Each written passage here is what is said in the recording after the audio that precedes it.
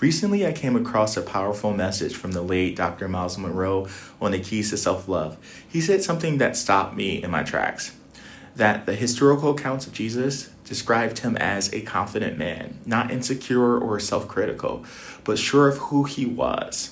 Whether you believe in God or not, that image of confidence rooted in identity is something we all can learn from. So today, I want to talk about how to actually love yourself, not just through self-care routines or surface affirmations, but in a deeper way that transforms how you think, feel, and actually live. So I know I've talked a lot about limerence, but I believe self-love is the remedy for issues like that. I want to explore what barriers we have to self-love. So a lot of times loving yourself might sound simple, but it's one of the hardest things to practice consistently. Many of us learn to perform for acceptance. Maybe love felt conditional based on how perfect, talented, or useful we were. Or maybe rejection, heartbreak, or trauma convinced you that you weren't worth being chosen. Let me ask you a question. Are you your own worst critic? Do you feel guilty resting or slowing down? Do you compare your progress to everyone else's?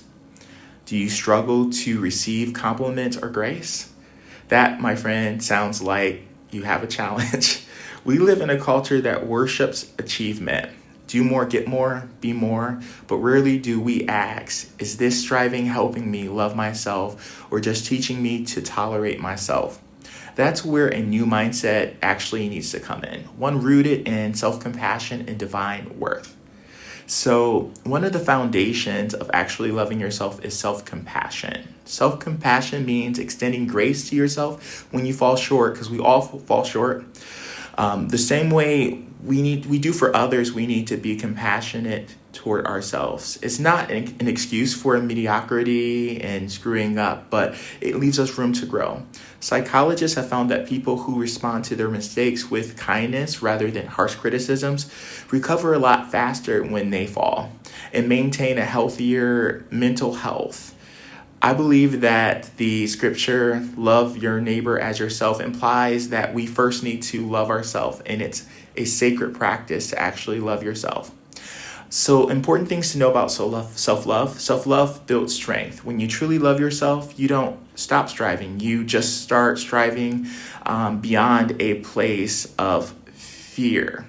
Like you're striving for wins for yourself in a spirit of humility and growth. It's like a good parent, firm but kind.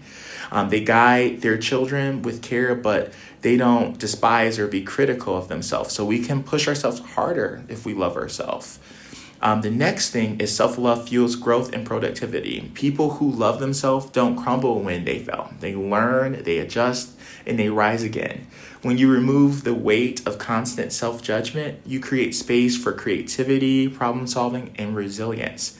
Self-love doesn't kill ambition, it refines it. It shifts your why from proving yourself to expressing yourself. I love expressing myself. Self-love actually also calms down our nervous system. Research shows that constant self-criticism triggers the body's stress response, raising cortisol, tightening muscles, and clouding our focus. But acts of compassion, actually, even the small ones, like speaking gently to yourself or taking a mindful breath, signal safety to the brain. That's when your body releases oxytocin, a hormone linked to connection and peace. In other words, grace literally changes your chemistry. So we all need some grace. So some practices you can implement for self-love are writing yourself a letter. Take a few minutes to write to yourself as if you were writing to a friend. What would you say to comfort, uplift, or encourage them? Write that then. Think about what you would say to your best friend, the most encouraging thing from your heart. Write it down. The next thing is we can create a self-love mantra. Come up with a phrase you can repeat when you feel low. So you could say, for example, I am human, I am learning, I am worthy of love as I grow, I'm worthy of grace, things like that work. And then the next thing is we need to challenge our inner critic. Whenever you catch yourself saying, I'll never get it right, pause and ask, would I say this to someone I love? If not, then rewrite the sentence with grace.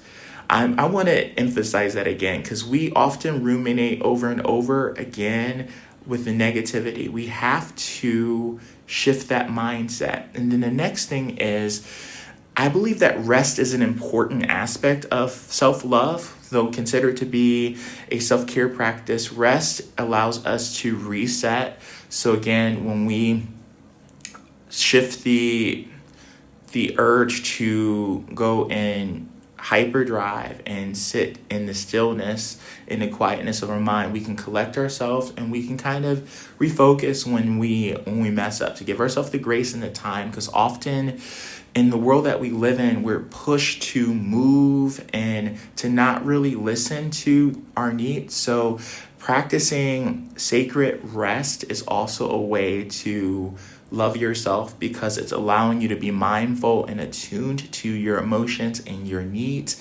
and to help yourself recover from, the stressors of life themselves. So in closing, I want to ask you, as they said in Sunday school, what would Jesus do? And the answer to that question is Jesus would love himself perfectly. We have to do that in order to love others in our lives and to also live our lives authentically and fully. We have to show up for ourselves and really love ourselves. So I want you to reflect upon these principles today and ask yourself the question, am I really loving myself?